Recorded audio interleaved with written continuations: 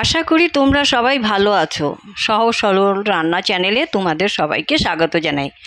আজকে আমি তোমাদের এক চপ বানিয়ে দেখাবো, ভেজিটেবিল চপ। দেখো কি কি জিনিসগুলো লাগছে। দেখো, গাজর, বিট, একটু মটরশুঁটি, আদা লঙ্কা পেস্ট, আর তো সোমবারের জন্য লাগবে একটু আলু, এই লাগবে, আর একটু চিনেবাদাম। প্রথমেই আমি চিনেবাদামটা একটু ভেজে নেব, তারপরে তোমাদেরকে দেখাচ্ছি। দেখো, প্রথমে আমি একটু তেল দিয়ে দিলাম, সর্ষের তেল দিয়ে দিলাম। দিয়ে তেলটা গরম হলে আমি এইটা চিনেবাদামটা একটু ফ্রাই করে নেব। তেলটা গরম হয়ে গেছে, আমি এই দেখো চিনেবাদামটা একটু ফ্রাই করে নেব।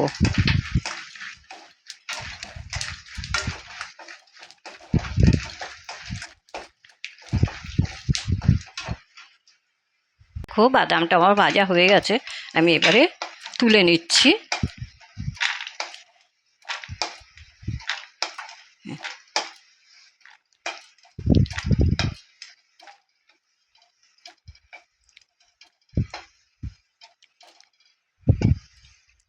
এই তেলের ভিতরে আমি ফোড়নটা দিয়ে দেবো, সোমবার দিয়ে নেবো।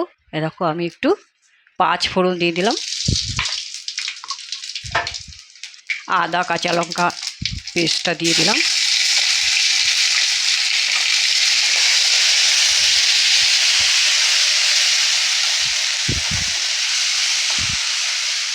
এর মধ্যে এই যে কড়াইশুঁটিটা একটু সেদ্ধ করে নিয়েছিলাম, সেদ্ধ মানে একটু ভাপিয়ে নিয়েছিলাম, এই কড়াইশুঁটিটা দিয়ে দিলাম। গাজর মটর সব এগুলো আমি এর মধ্যেই দিয়ে দিচ্ছি। এই যে গাজর দিলাম, বিট দিলাম, আমি আগেই এগুলো না গ্রেট করে নিয়েছিলাম। হ্যাঁ, এই দেখো,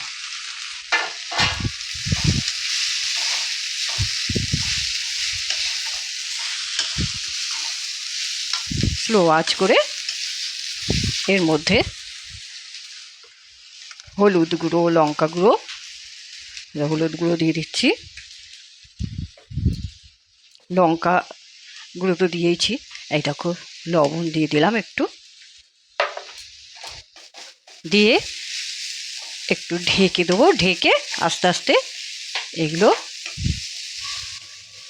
সটে করে নেব।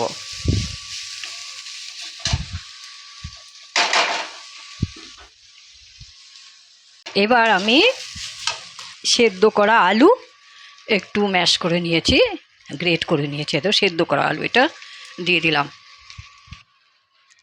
এর মধ্যে আমি ধনিয়া, জিরা, একটু গরম মশলা বানিয়ে রেখেছি আর কি, ছোটো এলাচি, লং, দারচিনি সব দিয়ে আমি একটা পাউডার বানিয়ে রেখেছি, এই মশলাটা এর ভেতরে দিয়ে দিচ্ছি।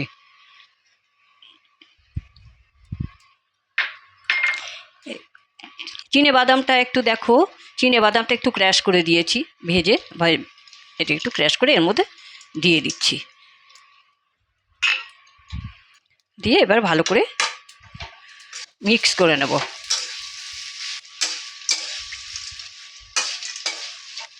লবণটা চেক করেই দিও।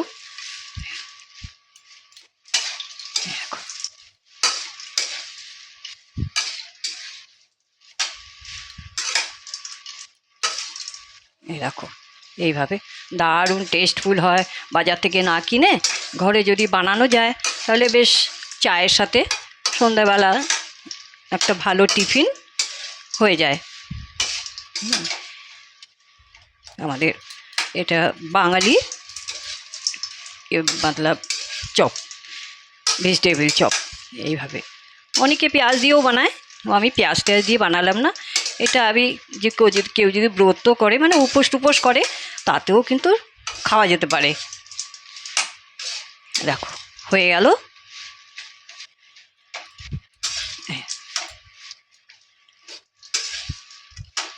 দারুণ একটা সুস্বাদু চপ, তোমরা সবাই বানিয়ে খাও।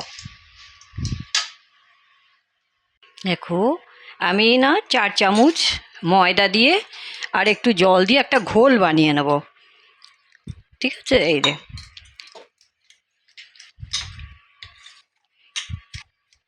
ঘোলটা বেশি ঘন হবে না, না একদম পাতলাও হবে না, মিডিয়াম রাখতে হবে। বেশি মোটা হয়ে গেলে কী হবে, ফেটে যাবে।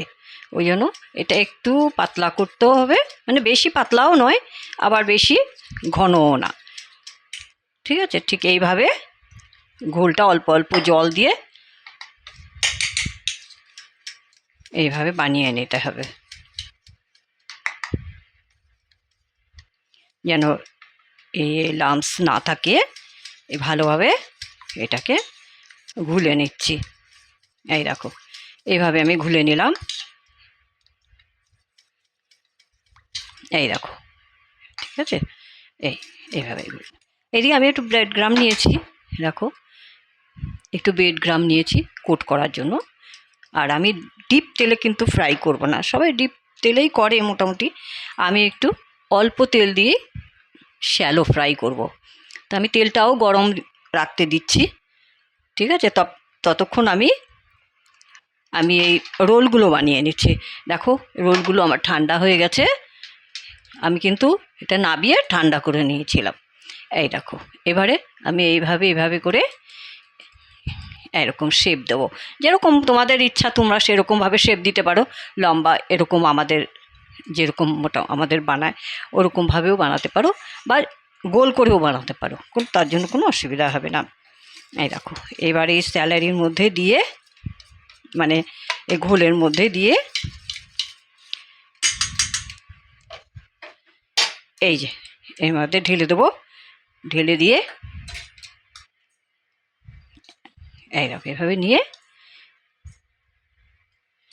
এবারে আমরা এই যে ব্রেড গ্রামটা নিয়েছিলাম এই ব্রেড গ্রামের ভিতরে কোট করে নেব। এইভাবে ভালো করে দাবিয়ে ডিবে এটাকে করে দিতে হবে। তারপরে এইভাবে আমি সবগুলো বানিয়ে নিচ্ছি।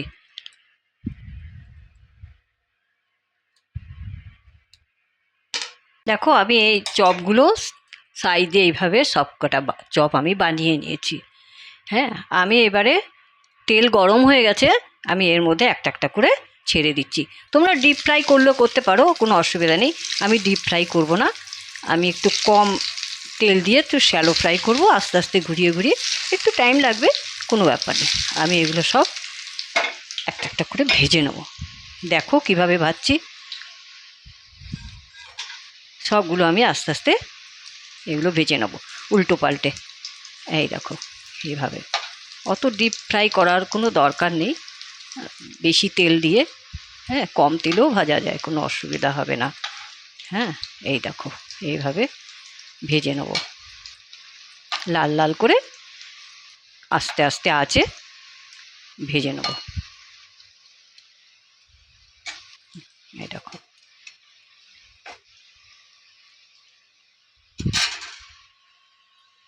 দেখো আমার চপগুলো কিন্তু ভাজা হয়ে গেছে।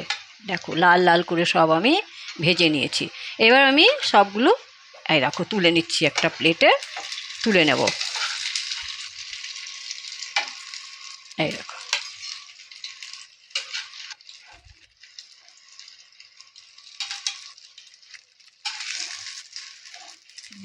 দেখছো আমি শ্যালো ফ্রাই করেছি, কিন্তু আমি অত ডিপ তেলে ফ্রাই করিনি, তবু তাও কত সুন্দর হয়েছে ভাজাগুলো। দেখো মুচমুচে হয়েছে একদম।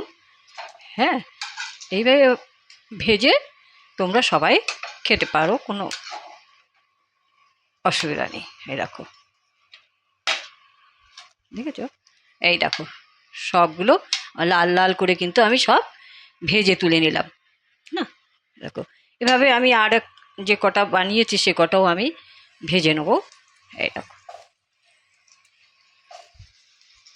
হ্যাঁ দেখো চপগুলো কিন্তু সব আমার রেডি হয়ে গেছে। এই দেখো, হেভি টেস্টফুল হয়েছে। যদি ভালো লাগে তাহলে একটা লাইক করো, একটা শেয়ার করো, চ্যানেলটাকে সাবস্ক্রাইব করে দিও, আর আমাকে জানিও কমেন্ট করে কেমন লাগলো, বানিয়ে করে খেও। হ্যাঁ, তোমরা সবাই ভালো থেকো, ধন্যবাদ।